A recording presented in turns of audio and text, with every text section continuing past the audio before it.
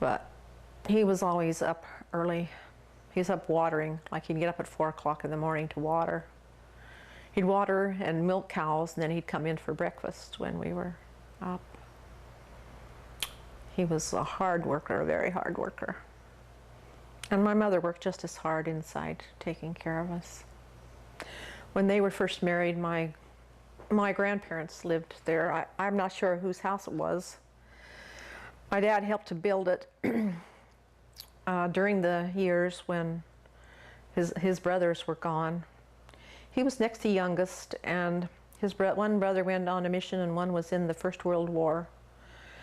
And during that time they built the house, and then he lived in it with his parents, and when he got married, my mother went there to live. And I said, well, how'd you get along with Grandma? And she said, oh, we worked it out fine. She said in the morning she'd say, what do you want to cook for dinner? They had their big meal at lunchtime. And they decide on a chicken, so my grandma would go and get the chicken and kill it and clean it and then bring it in for my mom to cook. And that's the way they worked it out. So they got along pretty well working together. And at some point they decided that they needed to build their own house? Or? No, my grandparents died. When I was 6, my grandmother died, and 8, my grandfather died, so it became our house. Oh, so that house in Iona was the Williams house first? No, it was the Scoresby house, where we lived. Right, but it was William Scoresby's house. Oh yeah, well I guess. I don't know who owned it. At one time, all the Scoresby brothers used to farm together. Everything was together. And then they divided up after that, and divided up the land, and they each did their individual thing. So. Well, it's because your Uncle Cliff had a house down the street, right?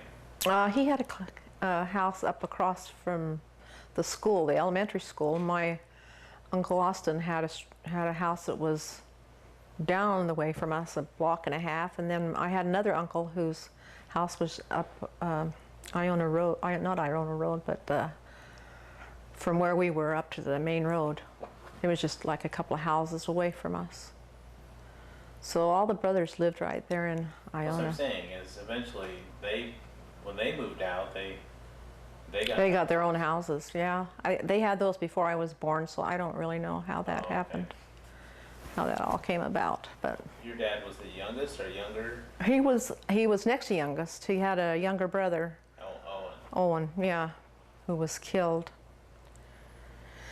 And that was a big sadness for my dad because they were best friends. And the other brothers were big and bossy.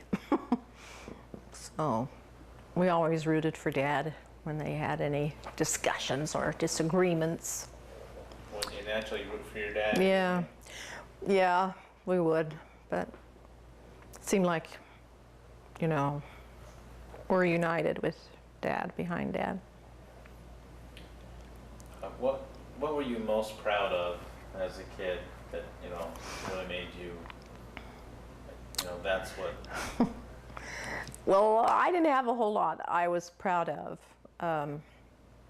We were taught not to be proud, you know, not to be prideful. And okay, different word. Okay. What gave you the greatest satisfaction, or the reading? The thing that you identified with the most?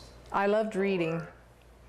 I read a lot. I read, and we went to the library every Saturday, and each of us would get, you know, 5 or 6 books or more, and bring them home and read them through the week. I used to read the church magazines. I read the Relief Society magazine. They had at one time they had their own magazine, and I would read that, and whatever I could get my hands on, I read. And I liked going to the movies on Saturday afternoons. We'd get up on Saturday and clean the house all through, and then go into the city in the afternoon.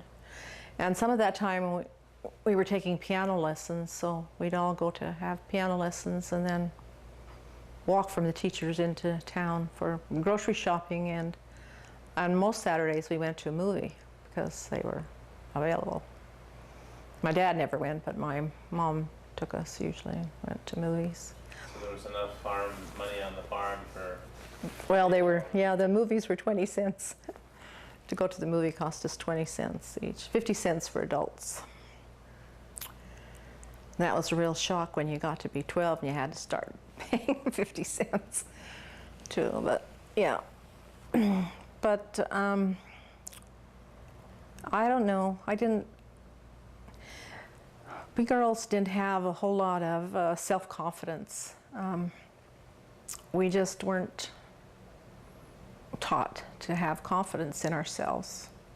And we were all very shy and retiring, you know. We didn't know how to talk to guys or anything like that. And so it made it kind of difficult as we got older, especially.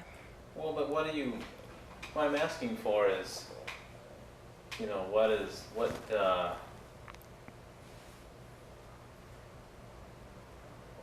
accomplishments or something? what did you do that, you know, you got the greatest satisfaction out of? And he's like, you know, I did that well, or that's something that I do well, you know, that you're good Didn't at. have that. Didn't have that. You weren't good at anything? Well, you know, what was there to do? I was good at gardening and canning, and that was it. We didn't have any athletic groups or... Well, I sang in the choir. That was one thing that gave me a great deal of satisfaction, was singing in the choir. I forgot that. I did enjoy singing, and whenever we put on a stake program or anything, I was always in the choir. And one year we went to Salt Lake to June conference, when where they had the youth things. Some people would go to dance, some people would go to sing in the choir. So I went to sing. One year we sang in the tabernacle. We filled all the choir seats and a couple of groups down the sides of the tabernacle for the singing. Kids came from all over, you know, mostly the western states because the church wasn't strong in other areas, but it was pretty exciting to stay overnight in a hotel in Utah, which we got to do for 2 or 3 nights. But I have always sung in choirs and sang in the choir in high school, and I sang in a trio. My friend and I used to sing duets at church a lot, and I even sang solos in our sacrament reading from time to time. I remember one time Anne was playing for me, and the song had 2 verses, and one section there were 2 endings. One was below and one was above, you know, as you came through the 2 verses. And so I was always getting them mixed up, and before I went up there, Anne poked me and she said, "You better get those words right."